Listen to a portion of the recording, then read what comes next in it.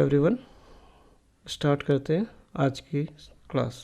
ये continue part है first वाले लेक्चर का, जिसमें हम लोगों ने इंडस वैली और प्री हिस्ट्री के कुछ पार्ट्स देखे थे। अब यहाँ पे देखते हैं, स्टार्ट करते हैं यहाँ पे वैदिक काल को। वैदिक काल को आप दो पार्ट में डिवाइड कर सकते हो। जो आपका फर्स्ट रहेगा प्री वैदिक, सेकेंड हो जाएगा लेटर वैदिक। प्री वैदिक जो आपके मेनली ओल्डर सोसाइटी थी, ये आपकी कम रिजिड थी और ये मोस्टली आपके 4 वेद हैं उन पे ही रन करती थी। कौन कौन से? ऋग, यजुर, साम और अथर्ववेद पे। इससे आपके मोस्टली कम क्वेश्चन आते हैं, पर कुछ क्वेश्चन आते हैं, देख लेते हैं। पहला क्वेश्चन है, ऋग्वेद का 9th जो मंडल है किस भगवान के लिए डिवोट किया गया था? ये सोम के लिए है। ये खास तौर पे ऋग्वेद के जितने भी सोम भगवान थे, और ये सामवेद के लिए भी सामवेद के जितनी भी म्यूज़िक प्रेयर होती हैं उन सब के लिए डिवोट किया जाता है। और एक क्वेश्चन ये इंपॉर्टेंट है, बोगहाज कोई जो है, इसका अभिलेख किस पे है? जो आपके वैदिक गॉडनेस है, यानी जो आपके वैदिक टाइम के जितने भी भगवान थे उनके लिए नाम का जो उल्लेख है वो बोगाजोई इनस्क्रिप्शन यानी वहाँ के अभिलेखों में पाया गया है। फिर उसके बाद एक जो वॉर कहा जाता है, जो 10 किंग्स वॉर था, जिसमें आपके दस्यु और आर्यंस लड़े थे। दस्यु जो आपके थे साउथ इंडिया में चले गए थे हार के, जो कि आर्यंस थे आपके वो नॉर्थ इंडिया में सेटल हो गए थे। ये किस रिवर पे युद्ध हुआ था? परुशनी।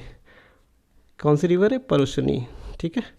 अब इसका पूछा जा रहा है, गायत्री मंत्र का जो है उल्लेख किस में किया गया है? ऋग्वेद में। गायत्री मंत्र का ऋग्वेद में।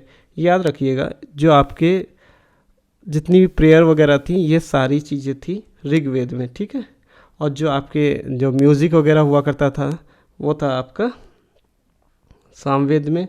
जो आपके मैजिक और जो आपके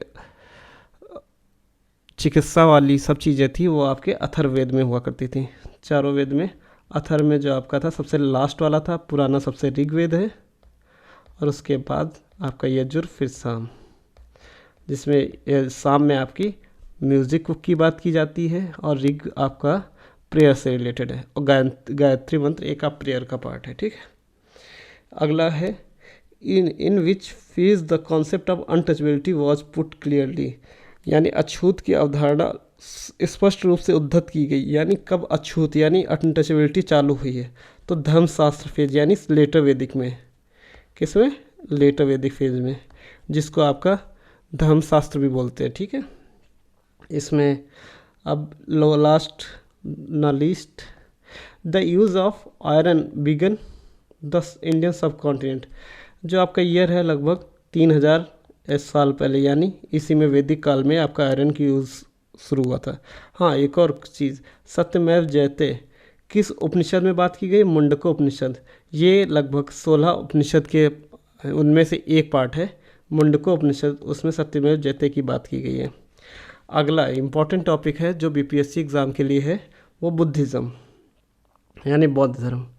इसमें सबसे पहली चीज़ें देख लेते हैं, बुद्धिज़्म में क्या क्या पूछी जाती है हमसे। एक पूछा जाता है कि काउंसिल्स कहाँ कहाँ हुई। जो आपकी 4 काउंसिल्स हैं, फर्स्ट, सेकंड, थर्ड, फोर्थ, ये पूछी जाती हैं।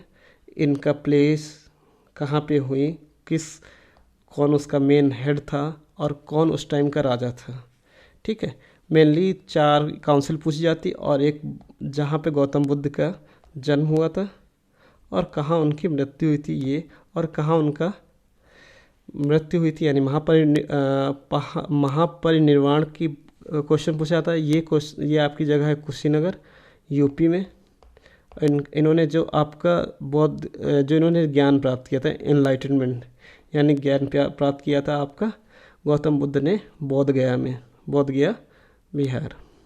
फिर इनका धम्मचक्र प्रवर्तन, यानी इनका कहाँ इन्होंने पहला अपना उपदेश दिया था ये, और वहीं पे इनका धम्मचक्र प्रवर्तन बोला जाता है।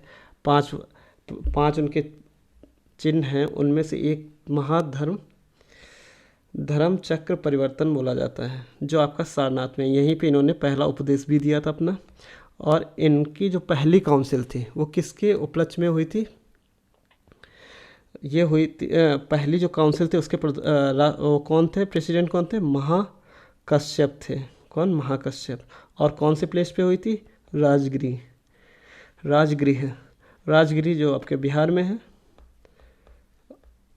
और ये जो आपकी बुद्धिस्ट काउंसिल हुई थी पहली वाली, ये इनके मृत्यु के बाद हुई थी, यानी महापरिनिर्वाण के बाद प्राप्त हुई थी ये।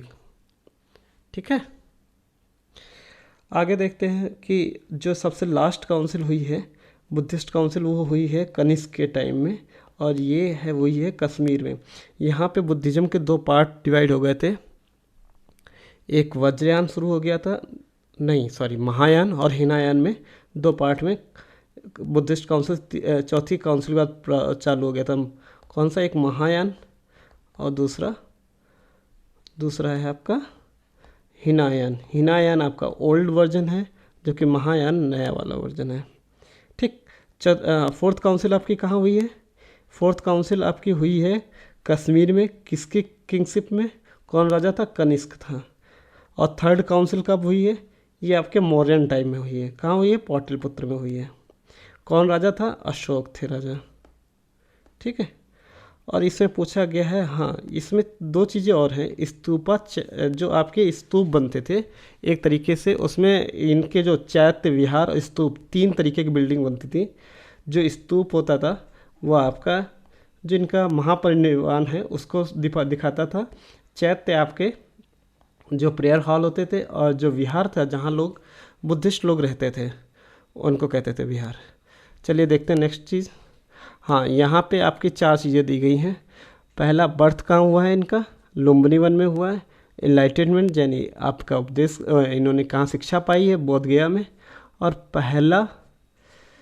पहला उपदेश कहाँ दिया इन्होंने? सारनाथ में। और उनकी मृत्यु कहाँ है? कुशीनगर में। ठीक है, ये आपका गौतम बुद्ध कहाँ बोर्न हुए थे? लुम्बिनी वन में। महाबोधि टेम्पल आपका कहाँ है? गौतम बुद्ध में, जहाँ उन्होंने अपना ज्ञान प्राप्त किया था। बोध वृक्ष जो आपका है बोध गया में, वो किस जनरेशन को बिलोंग करता है? किसको? पंचम वंश को, 5th वंश को। आप जो त्रिप्रतिका है,